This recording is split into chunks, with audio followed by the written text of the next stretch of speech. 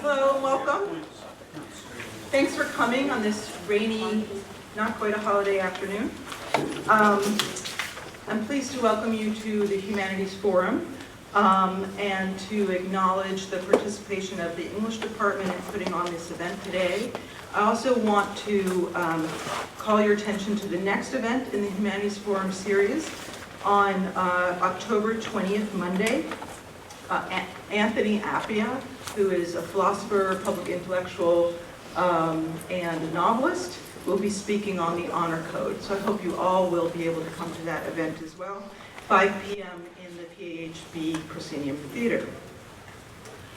Today we have with us Arvind Mehrotra, who is going to be speaking to us on translating the Indian past, the poet's experience.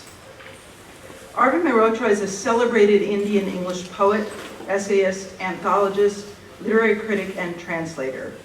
He has taught at the University of Allahabad, India since 1968, where he just recently retired as professor of English. He's also been a visiting writer at the University of Iowa's International Writing Program and has spent periods of residence at Yaddo, at the Rockefeller Foundation's Bellagio Study and Conference Center in Bellagio, Italy, which I understand is just about the best place to be a fellow. He's the author of 4 books of poems, 9 Enclosures, 1976, Distance and Statute Miles, 1982, Middle Earth, 1984, and The Transfiguring Places, 1998. And his collected poems is due out from Penguin any day now. We're sorry it's not here. We had hoped it would be available for you to look at today. Mehrotra's poems, essays, and translations have appeared in dozens of anthologies, including the Longman Anthology of World Literature and the Vintage Book of Modern Indian Literature. As those who heard him read at the noon hour understood, his poems are learned and lyrical without becoming inaccessible. In them, he speaks poignantly about memory, longing, and human connections. In the words of one journal, quote, "His poems derive their power from what they leave out as much as what they say, as if a host of ghost lines stood behind each line on the page." But as Professor Mehrotra also told us earlier today, collecting and translating poetry has also been part of his work. He has always alternated between writing and translating. He has published 2 works of translation, a volume of Prakrit love poems reissued in Penguin Classics, and a translation of the Songs of Kabir published by New York Review Books in 2011, and has edited several books of translation and critical writing, including An Illustrated History of Indian Literature in English, and his Oxford India anthology of 12 modern Indian poets has been a significant and influential work in Indian poetry. His A History of Indian Literature in English, published by Columbia University Press, has helped shape the way many of us coming from other fields have begun to understand the Indian literary tradition. And I should add, Professor Mehrotra is very generous with his deep knowledge of that tradition. Though we didn't know each other, he did not hesitate to reply to me when I emailed him with an out-of-left-field research question, and he went out of his way to connect me to other scholars and writers in India, and is still now helping me in my research into 20th century Indian writers. Today he's going to bring together several of the strands of this illustrious career by speaking about the role of translation in the construction of an Indian poetic tradition. Please join me in welcoming Arvind Mehrotra.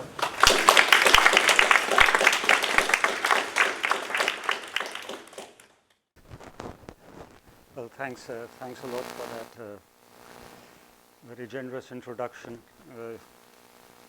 And I really want to thank all of you for being here, and also the Humanities Forum and Jessica in particular, and the English department for making this visit to Baltimore possible. I was on a very short lecture for 2 weeks, and I'm very happy that this also happened in that same period that I was in the United States. It's because it's not easy for me to come out of India and travel and then go back. It's always a bit of a hike, to say the least. I'll speak for about 40 minutes. And if I overshoot, Natalia is going to raise a hand, and that's it. So it's 4:10. Anyway, is there a handout that we have? Something that we can circulate? Yeah, just sections that I'm going to read out. So if you have that, then I may, skip that or.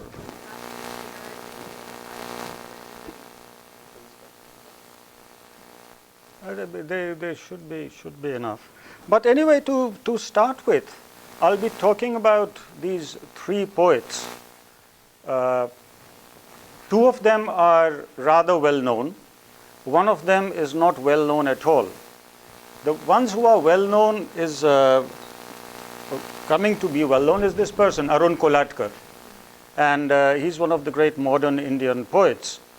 But he's not. Few people know him in the United States, or few people know him in England. So this is Arun Kolatkar, and I'm going to talk about his translations of the Marathi. May I have your attention, please? Gail Blacker, please come down to circulation. Gail Blacker, please come to circ. Thank you. This is the library. Oh, yeah. I thought I had done something stupid. So Kolhatkar is one poet I'll be talking about, and talking about his translations from the Marathi, which he made. Mainly of 15th century poets, and some, on one occasion a 13th century woman poet. So there's Kolhatkar, there is A.K. Ramanujan, whom I'll be talking about. And I'll give a little introduction to Ramanujan when I get to him. He taught at the University of Chicago for many years, 30 years. But the poet I'm going to start with is Toru Dutt. And Toru Dutt is a character who kind of dropped out of history, and now she's coming back. But when people think of Toru Dutt, they think of some of her poems in English. A few look at her translations. So I'll start with Toru Dutt, who was a 19th century. She died in, I think, 1877. So that is the first poet I'm going to take up. There are three books related to her that I will mention, and that can sound a little complicated. The first book is called Ancient Ballads and Legends of Hindustan, which appeared in 1882, posthumously, which was put together by her father, Govind Chandra Dutt. And he collected the poems Toru had left and assembled them. All her poems on Indian themes, so to speak. That was in 1882. The only book of hers that appeared in her lifetime was a book called A Sheaf Gleaned in French Fields. And this book was, when was it published? 1876, when she was 20 years old. She died the following year. She died in 1887. So that was the only book of hers that appeared in her lifetime. And that still is a book which very few people, or absolutely no one, has ever talked about. It's a translation of about 250 poems from the French. And I've checked with French scholars, two of them, one in Europe, one in the United States, and they both said she was certainly the first translator of Baudelaire, of those two particular poems of Baudelaire's. They had not been translated into English before. Certainly the first poet to include Baudelaire poems in an anthology, along with Victor Hugo, Nerval, and I mention all those names when I get to her. So that was the only book of hers that appeared in her lifetime. And then there was a second edition of A Sheaf Gleaned in French Fields, which was published by her father. So there is the first edition of Sheaf published in her lifetime, second edition of Sheaf published by her father, and the other posthumous collection of Ballads and Legends of Hindustan.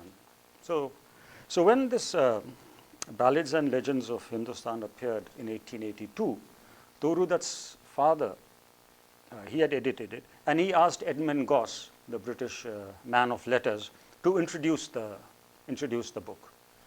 And he chose Gosse because Gosse had already reviewed A Sheaf Gleaned in French Fields when it first arrived in London. Is the story clear? When the book appears, Toru Dutt sends it, or the father sends it to one of the London papers, where Edmund Gosse finds it or is given that book. So when he comes to write the introduction to Ancient Ballads and Legends of Hindustan in 1882, he remembers that moment when he first heard the name of Toru Dutt. And he says, this is from his introductory memoir, Edmund Goss's, and this, unfortunately, this quote is not there. Can I have a copy of the, is there a copy of the quote? Anyway, of the quote, so I can, anyway, no, this is not part of it. This quote is not part of it, but when I come to, I'm sorry, when I come to it, I'll just need to.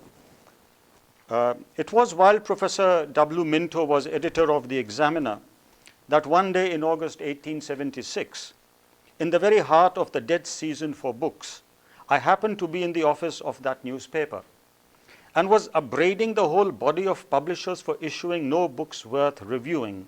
At that moment, the postman brought in a thin and sallow packet with a wonderful Indian postmark on it and containing a most unattractive orange pamphlet of verse, printed in Bhavanipur and entitled A Sheaf Gleaned in French Fields by Toru Dutt.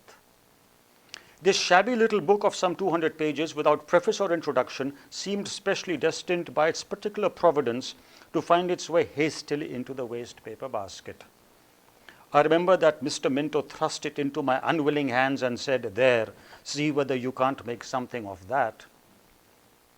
A hopeless volume it seemed, with its queer type published in Bhavanipur, printed at the Saptahiki Sambad press. But when at last I took it out of my pocket, what was my surprise and almost rapture to open at such verse as this. And this is your first excerpt. Still barred thy doors, the far east glows, the morning wind blows fresh and free. Should not the hour that wakes the rose awaken also thee? And then Goss continues, when poetry is as good as this, it does not much matter whether Rouvier prints it upon Whatman paper or whether it steals to light in blurred type from some press in Bhavanipur.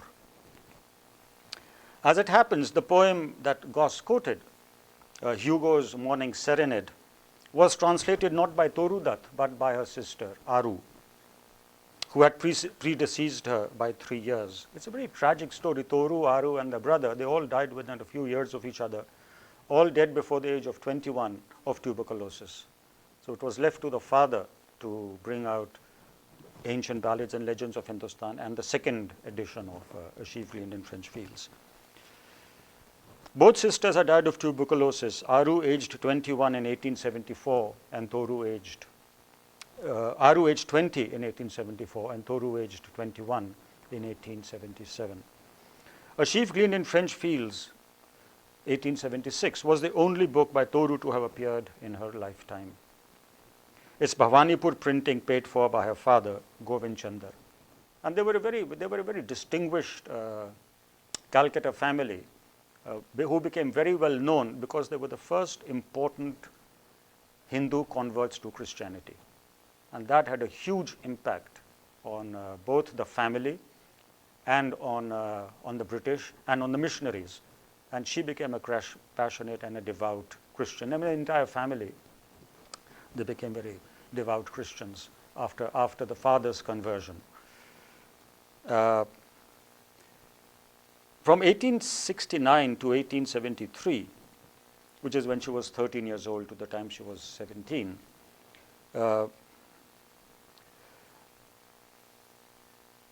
before that, there was a second edition of Sheaf. There was the first edition that Edmund Goss talked about, and there was a second edition that a father produced in 1880, and which carried a memoir by the father, by Govind Chandar. So there are two editions of Sheaf, the first and the second, and one edition of course, Ancient Ballads. So from 1869 to 73, the Dutts had lived abroad, first in France, which is where Aru and Toru learned their French, and afterwards in Cambridge, England. So that's how she picked up her French. And the big question is, where did she learn so much French to translate 250 poets? That the family lived, they were wealthy, they could travel. The first Indian girls to have traveled to Europe, I think, and to have studied there. The Dutts were Bengal's preeminent converts to Christianity, and Aru and Toru, the first Bengali girls to travel to Europe. After her return to India, Govind Chandar wrote in the memoir, this is the second edition of A Sheaf Gleaned in French Fields, And he says, Toru commenced the study of Sanskrit along with me. We labored hard at it.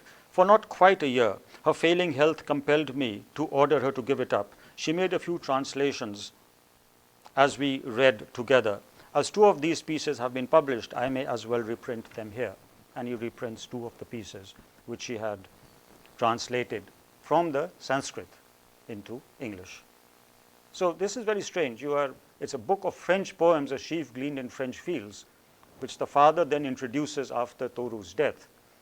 And he writes an introductory memoir, and in which he decides to print 2 poems from the Sanskrit, which he had translated.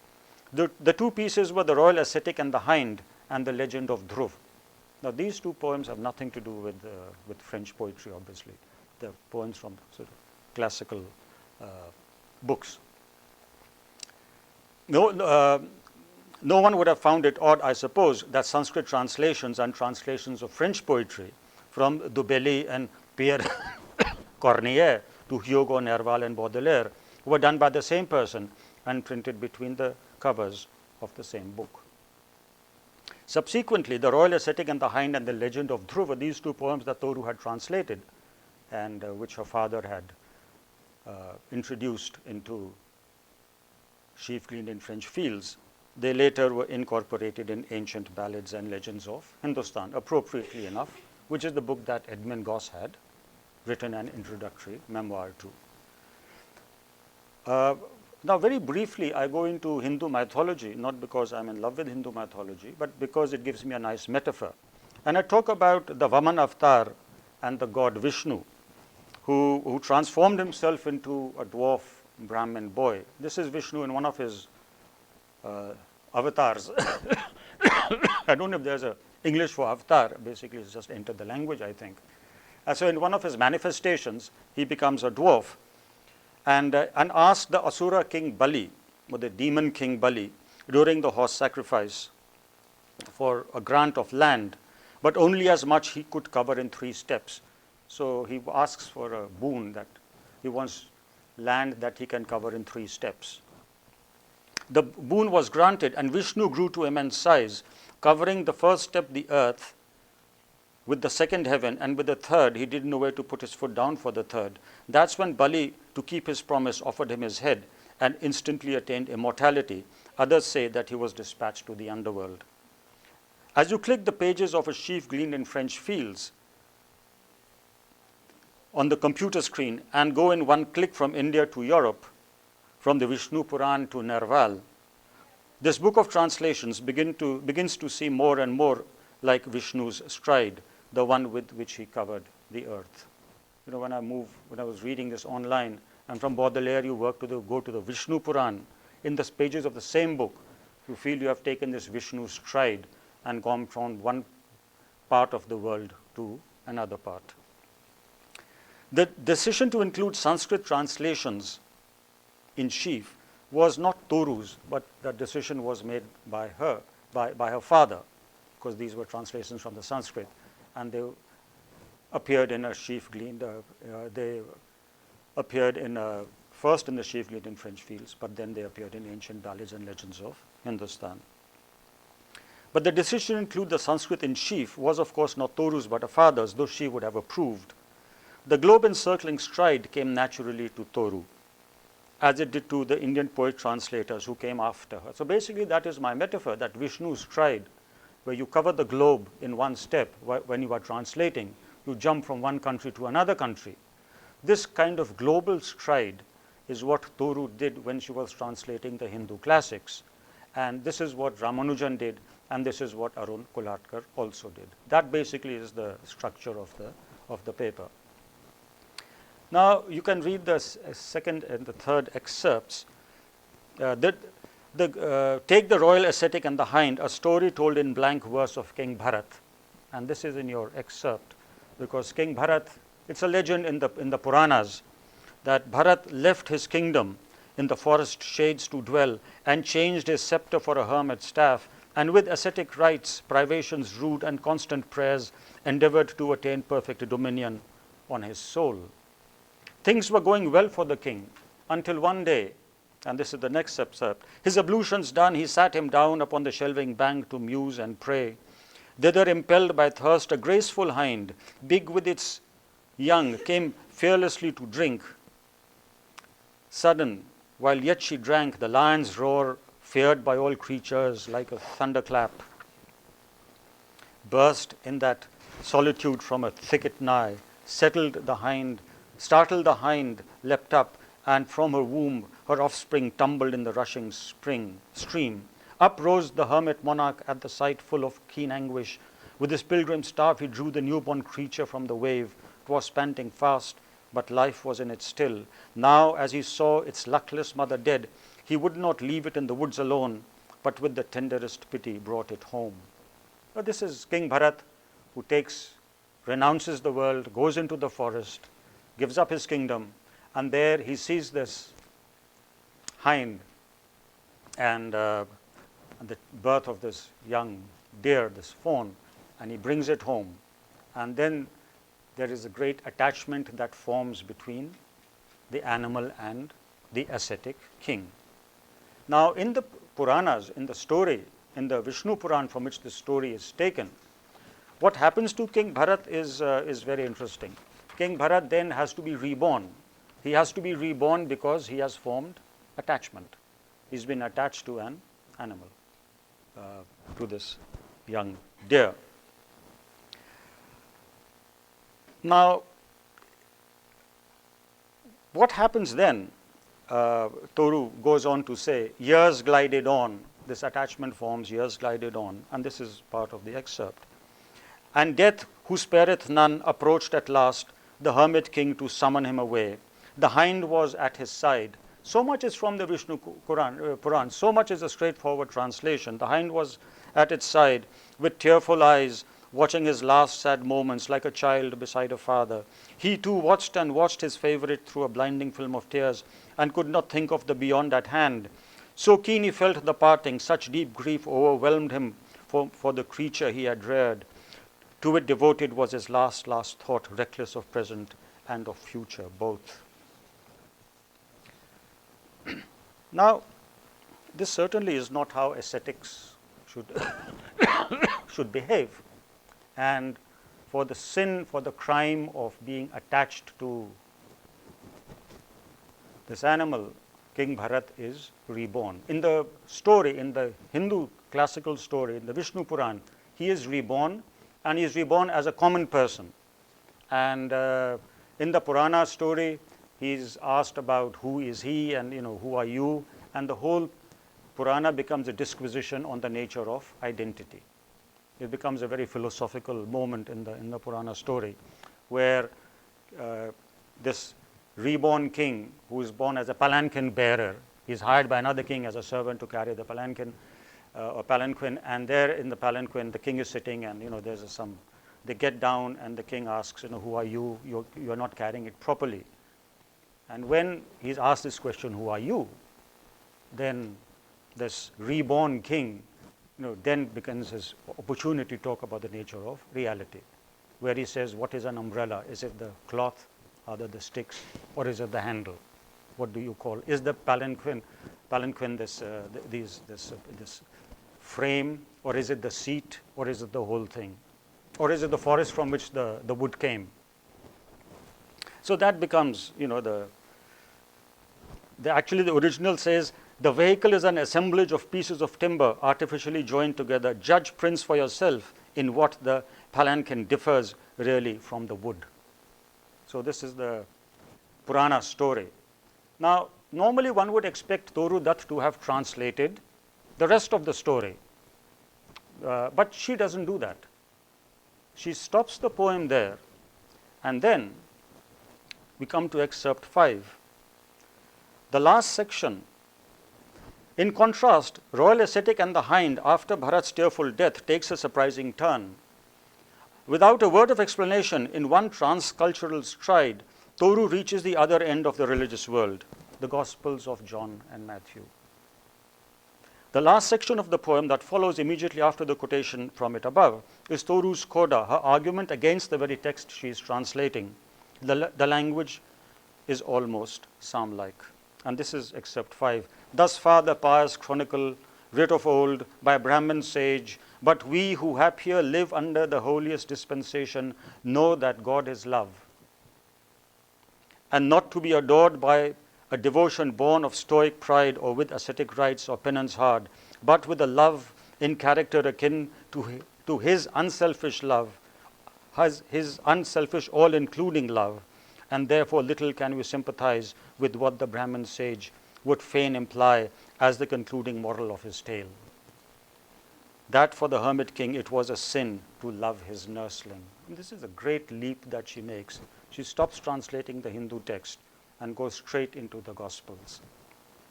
Not in seclusion, not apart from all, not in a place elected for its peace.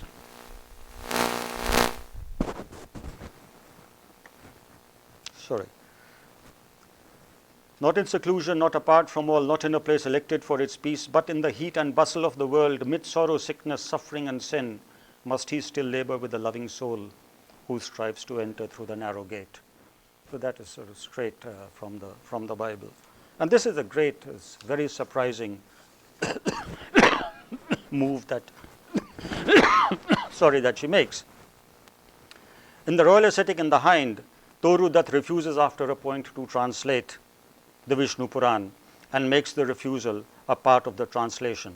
It is translation by rejection, by not translating.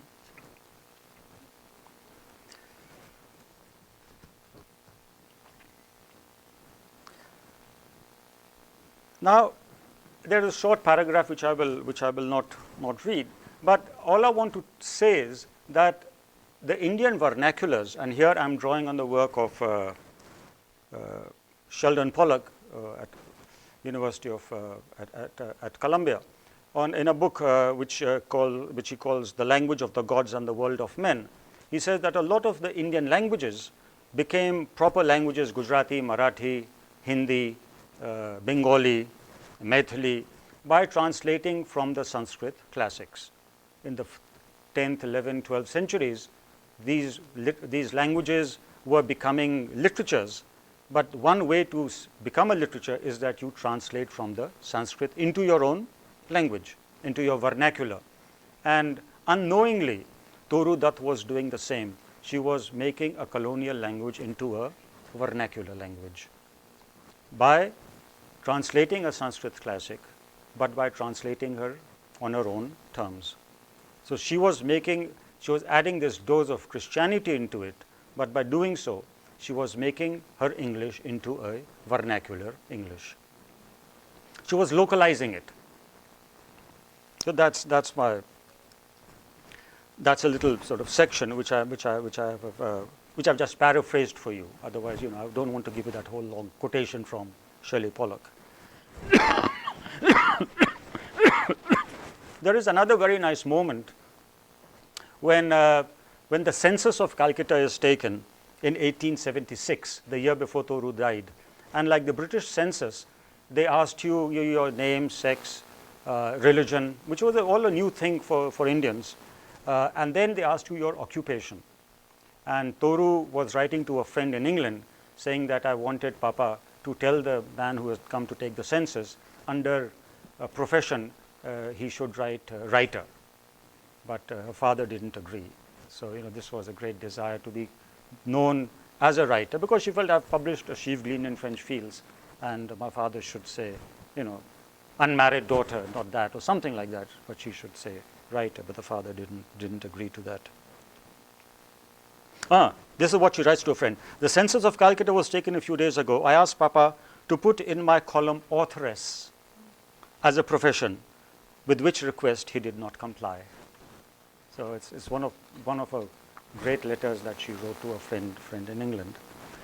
Now, Toru Dutt discovered her Puranas as we see. Her father in her house, her father educating her, first in French by taking her to France, and when she comes back, hiring a tutor or probably doing it himself, or he probably knew Sanskrit, and they started translating the Sanskrit classics. Now, A.K. Ramanujan discovered the Tamil classics he translated not at home, as Toru did, but abroad, A man with more faces than a hexahedron, Ramanujan was a poet in English and Kannada, a translator from Tamil and Kannada into English and from English into Kannada, a linguist, a folklorist, an essayist, an anthologist, and a renowned professor at the University of Chicago. He was also a MacArthur Fellow. He wrote too a novella and a few stories in Kannada. One of these stories is called Anaiya's Anthropology. And this is an incredible story. It's a short 4-page story by Ramanujan. And this is about a young Brahmin scholar from Mysore who's studying economics at the University of Chicago. And it's very autobiographical. And it is about Anaiya's Anthropology, who's studying economics, young Brahmin at the University of Chicago. And this is what happens in the story. He read about the Hindu tradition when he should have been reading economics. He found time to prepare a list of books published by the Ramakrishna Mission while working on mathematics and statistics. This is where you come to, America, if you want to learn about Hindu civilization, he thought to himself. He found himself saying to fellow Indians, do you know that our library in Chicago gets even Kannada newspapers, even Prajavani? He had found the key, the American key, to open the many closed doors of Hindu civilization. He had found the entire bunch of keys. That day, while browsing in the Chicago stacks, he chanced upon a new book, a thick one with a blue hardcover.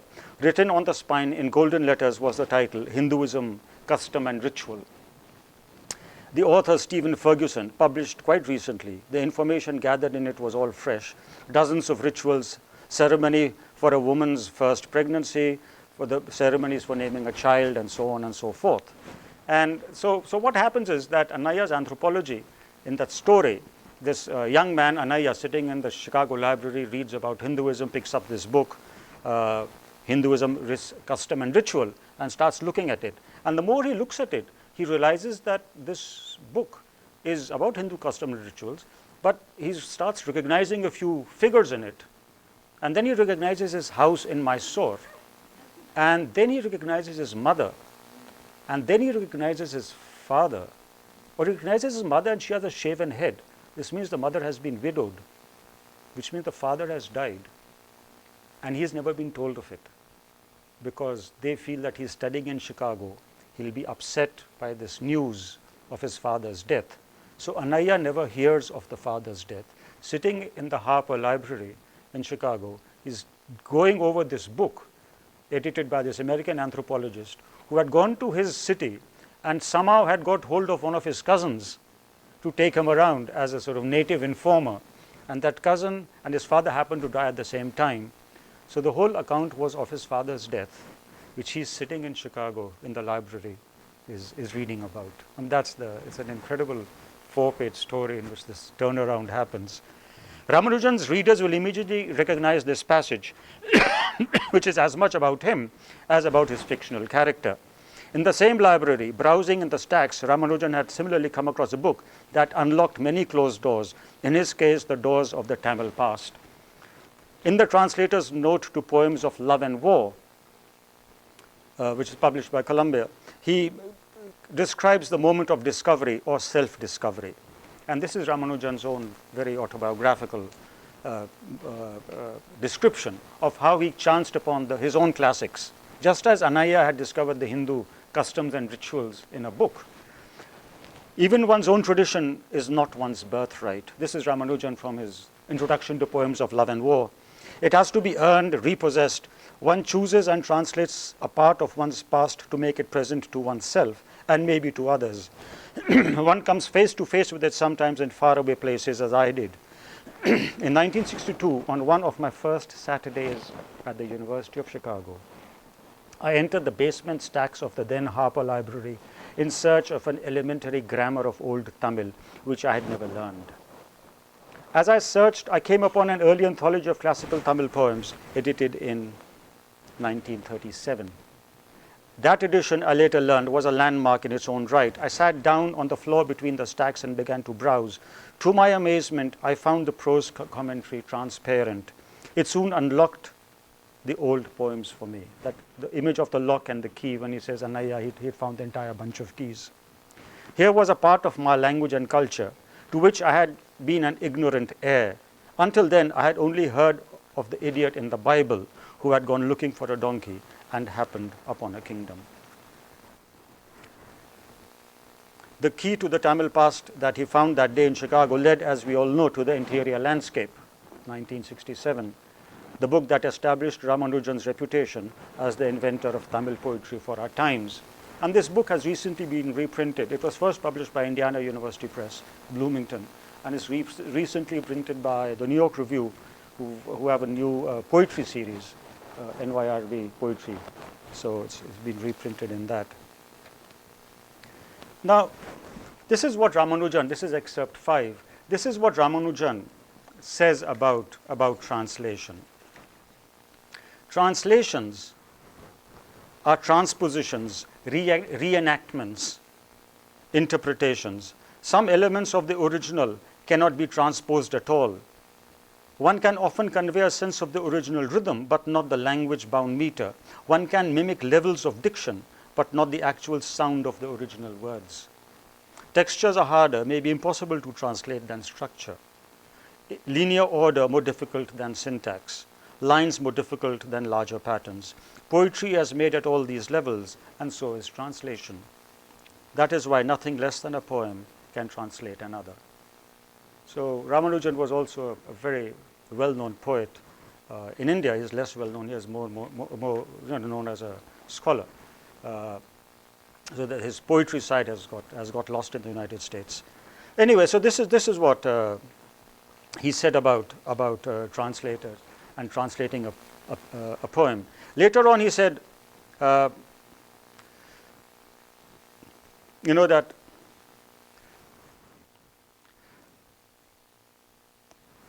Ramanujan separates those elements he separates those elements in a poem that resist translation from those that do not. Levels of diction, syntax, and phrases are the translator's points of entry. Through them, he nudges his way into the material before dyeing it thread by thread in the color of his voice, one that is like a fingerprint or signature unique to him. So translation is something unique to the translator, because it's like the dyer's hand. You are basically dyeing that material into it's the color which you manufacture, and it is the color of your voice. There is no running away from your own voice. It's a way of translation. There are others. Ramanujan is quick to caution, though, that by free translation is not meant an untethered one.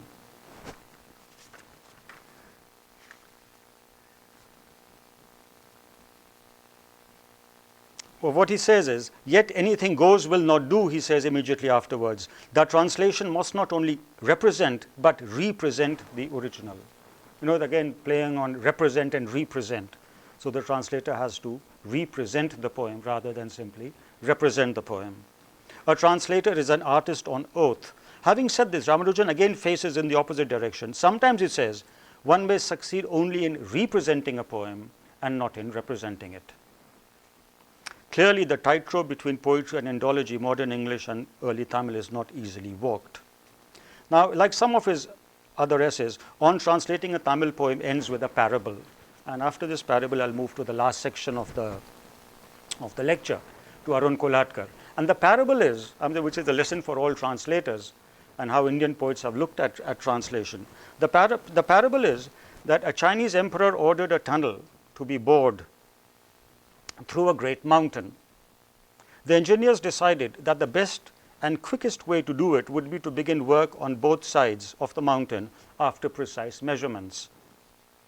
If the measurements are precise enough, the two tunnels will meet in the middle, making a single one. But what happens if they don't meet? Asked the emperor. The counselors and the wisdom answered, if they don't meet, we will have two tunnels instead of one. So the idea is, if the poem, the translation does not represent the poem, you will still have another poem. So you will have two poems instead of having just one poem. You will have the original, and you will have this new poem, which is the translation. So that was how he looked at at translations. And even though he was one of the great Tamil translators. And at other points in his work here, which I don't, I haven't read that, where he compares this ancient Tamil poetry to the poetry of Marion Moore. So, he says that they were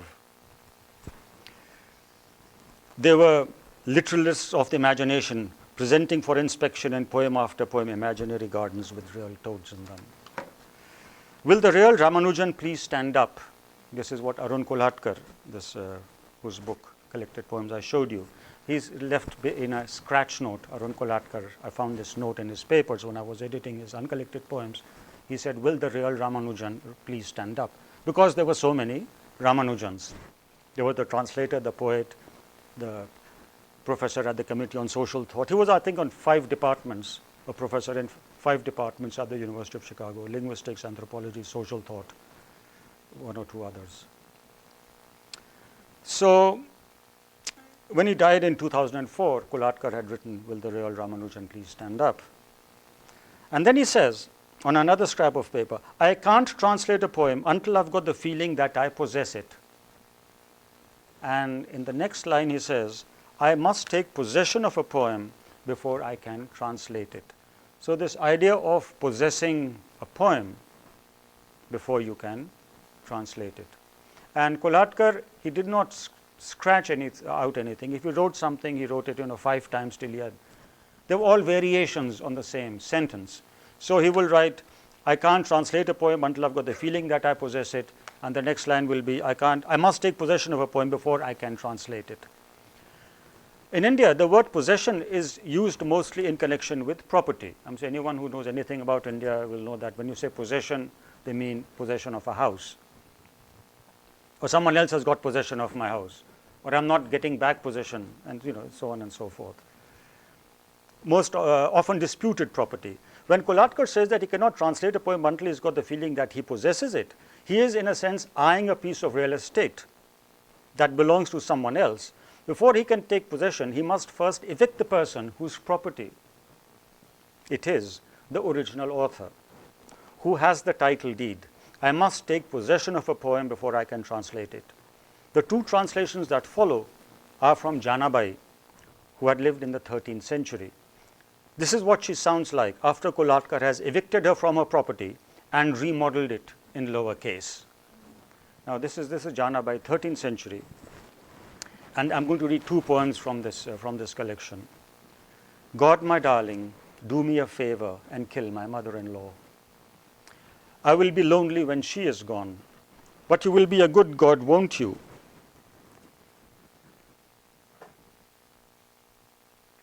And kill my father-in-law. I will be glad when he is gone, but you will be a good God, won't you? And kill my sister-in-law. I will be free when she is gone. I will pick up my begging bowl and be on my way. Let them drop dead, says Johnny. Then we will be left alone, just you and me. Now, if you look at this poem on the page, it's in lowercase, no punctuation. Then the next poem is all again in lowercase. I eat God, which is 1 line. The next line is I drink God. The 3rd line is I sleep. And the 4th line is on God. It's there in your sheet. You've got it, sort of, except 8. You can. So anyway, I won't read this, but you can look at sort of what its visual appearance on the page. And then there are 2 more examples. I'll just read the last one. I think those 2 are there. No, I think those 2 are not there. Anyway, the last, I don't think that is there. Okay, this is, I'll read it then. How many minutes do we have? Oh, okay. Yeah, you can go 5. No,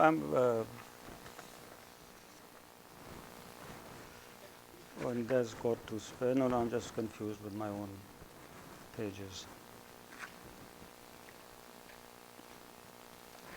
On several occasions, and this excerpt is there, this excerpt number 9. On several occasions in the notes, the pieces of scratch paper, Kolhatkar addresses Tukaram, the 17th century Marathi Bhakti poet. He addresses him as one might a contemporary. Sometimes he addresses him in American English. And you look at the first excerpt. I say I am his legal heir. And he's writing this in the 60s, just notes, never with an eye to publishing them. I say I am his legal heir. Let him contest his will. Just noted, let him contest his will. Tuka has left me everything. Everything he ever wrote is mine by right. Let him go to court and argue their case for 100,000 years. There are many who claim to be his legal heirs. Then he says, like it or not, I'll make you world famous. Not you alone, but both of us. We are going to be famous, Tuka, you and I together. These translations are going to make me famous throughout the world. I am going to teach you. You got to have some English, Tuka, if you want to get ahead in the world. This is Kolhatkar addressing this 17th century poet he's translated, sitting at home just making these notes. I'm not gonna pan off your poems as mine. Salo Malo tried that, and Salo Malo is a character in a Tukaram film. Salo Malo tried that. Salo Malo tried to pass off his poems as his. That didn't work. I'll try to pass off mine as yours. I'll create such confusion that nobody can be sure about what you wrote and what I did. Now, this is my idea of when an Indian poet translates. Kolhatkar is not thinking of publication at all. These are notes, jottings on sheets of loose paper which you buy in Bombay by the kilo, just a scratch paper, and he just noted them down and put them in a box, which is where I discovered them. The reference to Salo Malo is to a fictitious character in a Prabhat company, in the Prabhat Film Company's 1936 classic, Sant Tukaram, in which Salo Malo tried unsuccessfully to pass off Tukaram's poems as his own.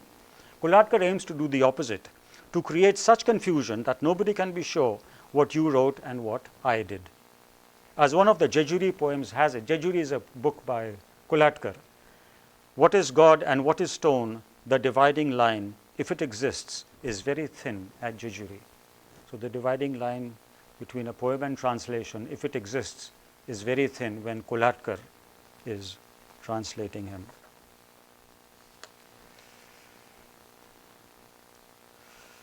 Now, when he translates Tukaram, Kolhatkar employs the same American English he's addressing him in, and this you have the "What now, my son?" This I think you have that excerpt 11, I think. "What now, my son? What will you eat? Your old man's become God's idiot." This is Tukaram's wife, because Tukaram, in his moment of uniting himself with God and his search for God, he's abandoned the family, and this is the common motif in bhakti poetry, that the poet is lost in taking God's name. So the poet's wife is wondering where the next meal is going to come from, and here she is addressing the son. "What now, my son? What will you eat? Your old man's become God's idiot." This, your old man's become. We know where that is coming from, the old man. "He has given up all pretense of trade. In penitent fury, he batters his forehead, wears all kinds of funny beads, worries only about himself. We don't matter. Castanets get the jitters when he opens his ugly mouth to sing in the temple. He would rather be in the jungle. Home has little use for him. What do we do now?" "Don't get excited, woman," Tuka says. "This is only the beginning." So he's telling, and then there's another of the Tukaram translations begins, "We are the enduring bums. Thieves regard us with consternation."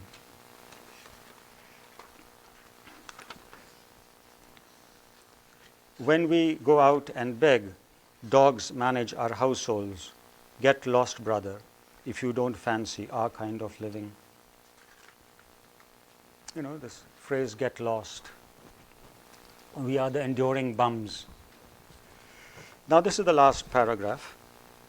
Kolhatkar did the Tukaram translations in the early to mid 1960s.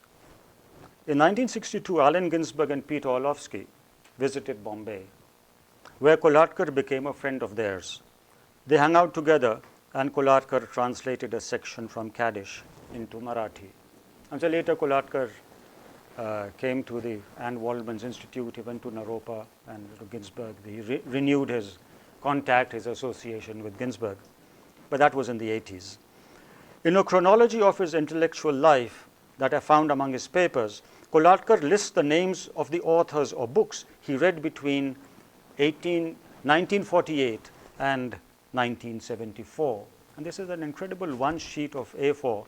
And he mentions, 1948, 1949, 1950, and just the names of the authors he read that year. And he brings up to 1974. Against the year 1965, and this is to give you an idea, the world that the Indian poets are coming from. Against 1965, he has William Carlos Williams, Berryman, Snyder, Villon, Lautréamont, Apollinaire, Catullus, G.G. Bailey, whom very few people know about, Christian Morgenstern, Wang Wei, Li Po, Tu Fu, and Coal Mountain. And this is Kolhatkar's. Just no thought to publication. I don't know why he made this incredible list year by year. The last, a reference to a book of translations by Gary Snyder of the 9th century Chinese poet Han Shan. I think it's Rip Rap and Coal Mountain, they appear in the same volume. Nowhere in the chronology does Kolhatkar mention Jack Kerouac, but he would almost certainly have been aware of the Dharma Bums, first published in 1958, and in which Snyder appears as J.F. Ryder. Kerouac's title is slightly hinted at in the opening line of the Tukaram translation, "We are the enduring bums." And I think, this bums, "we are the enduring bums," could only have come from the Dharma Bums.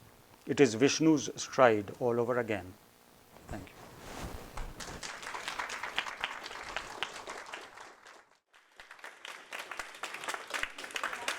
I think we have plenty of time for questions.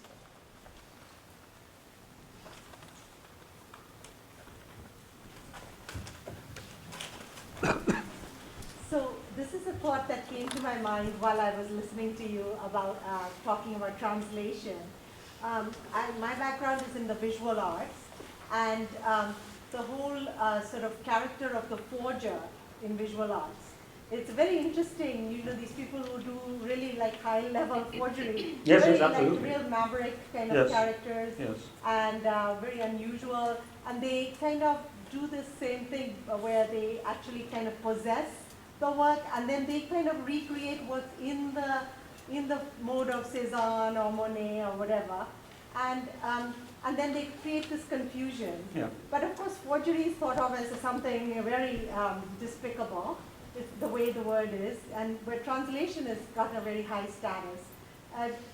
Do you want to just talk a little bit about? Well, we're just high-class forgers, forgers don't get away with it. The poets do forgery and do get away with it. I think that is the essential difference. But certainly it is an act of forgery. It is, however much that's a very nice metaphor. To look upon, because you are basing it on another work, and you are trying to make a poem in, as Ramanujan said, only poesy can open poesy. I think was quoting Dryden or Chapman, or Dryden's translation of Chapman. So poets do that all the time. Now professional translators would do less of forgery, and certainly not PhD students. In the sense, what I'm trying to say is that when I'm thinking of Kabir, whom I've translated, now he's been translated by Linda Hess, who teaches at Stanford, by Vinay Dharwadkar, who's at Wisconsin. Now, neither of these two would take the same risks that I have taken with Kabir. Now, I would edit out half the poem, I would throw out some, which I don't find is going to work for me, or I introduce words which did not exist in Kabir's time. So now, then I don't know whether one can call it forgery. Now, it can be a new work of art also, which is referring to a previous work of art.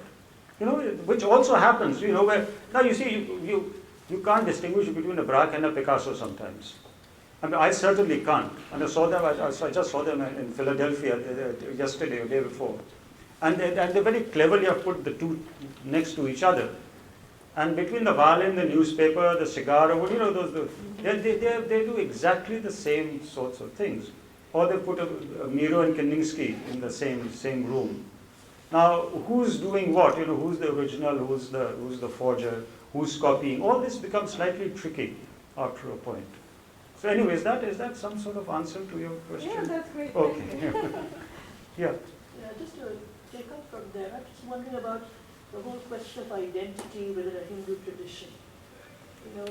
That the whole idea of perhaps not being as stable or as fixed or as legal, given the idea of the avatar, given the idea of rebirth, given the idea of poems as reenactments. And I'm wondering if that begins to impact in some way the whole aesthetics of translation that we see in the way in which these poets intervene and reappropriate a voice. But on the other hand, the entire European tradition, poets were doing it also. The Indians, only started doing it recently. But you cannot conceive of European poetry without everyone doing his bit of Homer, without everyone doing a bit of Horace. More recently, without everyone, trying out, or Catullus. Can you imagine how many imitations of Catullus we have? There are whole books which have been collected, and they're only a fraction of what is available. There's a whole Penguin series. There's Homer, there's Horace, there's Marshall. So we are only, we come at the very end of a 2,000-year-old process. But it goes back, which I haven't quoted, Gyaneshwar, which again I missed that quote. When he made the Gyaneshwari, he's in the 13th century, and he said that people will look upon the Gyaneshwari, but they will not be able to say whether I have done a translation of the Gita or whether I have done an original work. So this idea about blurring the distinction between original and translation seems like a very old Indian idea. And there is a moment in this essay which I haven't read. I asked this question: is there an Indian way of translation? Going by Ramanujan's essay, is there an Indian way of thinking? Which he says you can say it in 6 different ways. Is there an Indian way of thinking? Is there an Indian way of thinking? Is there an Indian way of thinking? And so on and so forth. So I wonder, is there an Indian way of translation? But I think it's done everywhere. It's done everywhere, but Yeah. I'm just wondering if there's these No, I think subconscious ways. I think it's in the nature of poetry and translation, especially when poets translate, that as Kolhatkar says, they do take possession of that house, sometimes forcibly. But which is why I prefer to do dead poets rather than living, because the living always can come back to you and say, what have you done to my poem, and why did you do this? And so I just stay away from the living. I'm happier with the dead. Yes, you wanted to ask something. I just thought it was interesting because I'm a linguistics major, but I'm also a poet. And with linguists, they're always so concerned with making sure that the translation is near perfect. But then when you get into the more creative aspects with these texts, which linguists are also concerned with, the poets will come and they'll say, as much as we would like to keep the voice of the original, they almost begrudgingly accept that they cannot if they want to make it their own. When you see someone like in slam poetry speaking to an audience of someone else's poem, they must have their own voice. And I think that this almost teaches translators and interpreters something, that extra layer of humanity and culture. You have to embrace that, but you also have to add your own, or else you can do everything perfectly, but the actual meaning, that voice you were talking about, will be lost. I thought that was an interesting concept. No, I agree with you. I never heard someone phrase it in that way. The voice, they always talk about tone or interpretation, making sure it's all right, but the voice is so important, and I appreciate you mentioning that. I don't know whether I was talking today or not. There are moments when I translate, and at some point I completely forget that it is a translation I'm working on. Actually, if you ask any poet, at the end of the day, you're working with words, and they have to sound right to you. Okay, you have a map of the translation in your head, But at some point, you forget that it is a translation, and you actually are in a maze of words, and you're looking for the way out of this maze. And the process is the same whether you're working on a poem or you're working on a translation. Only with the translation you can occasionally go back and okay, see, this is where it began, that's where it ended. But other than that, you have very little. You're as much as at sea as you are with your own work. It may not appear to be so. It may appear to be, you just, it's one line and then there's another line, but that's not how it works. Because when you look at the whole thing, then the whole thing falls apart. And you don't know why the bloody thing has fallen apart when you've translated every line in it. But then something is wrong. It's not that you have to add your voice to it, but what I'm saying is, what is wrong with it, what is wrong with any poem? Somehow it's not holding together. Yes? As you reflect on your career as a translator, do you ever find that your basic principles or assumptions about translation are exactly the same as they were? I think they are. I think the assumptions are the same, only when I was first starting out, and I'm being very honest, I did not bother with the original at all. I'm a little more responsible, towards the original than I was. I was very impatient. When you're 19, 20, and it's this medieval Hindi, and you get bits of it or you read it in another translation, and you want to immediately jump into translating it. I'm a little more patient now. I would ask half a dozen people, I would look at cribs, I would look at dictionaries, I would Google the word, I would do all sorts of things. So that has changed, but I'm not as foolish, as I was when I was younger. Not that I did too many translations. I did start on the Kabir, but on the other hand, I was asked to translate some modern Hindi poetry at the same time.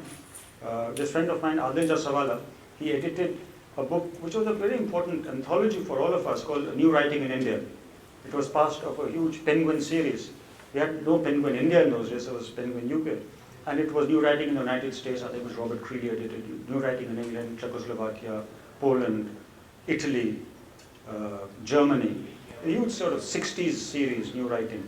And so he asked me to translate some poems, and I tried to make them as close to the original as I could. So both things were happening. When I was doing Kabir, I think I was being quite free with the originals, but when I was asked to translate a contemporary Hindi poem, obviously I couldn't do the same.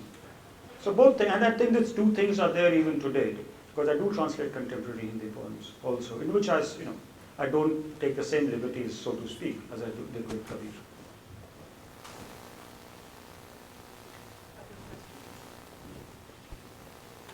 If not, then we'll take our conversation over the nice reception that we have in the back, and there are also some copies of the books for sale. Oh. So hoping maybe you'll be kind enough to sign if anybody would like the first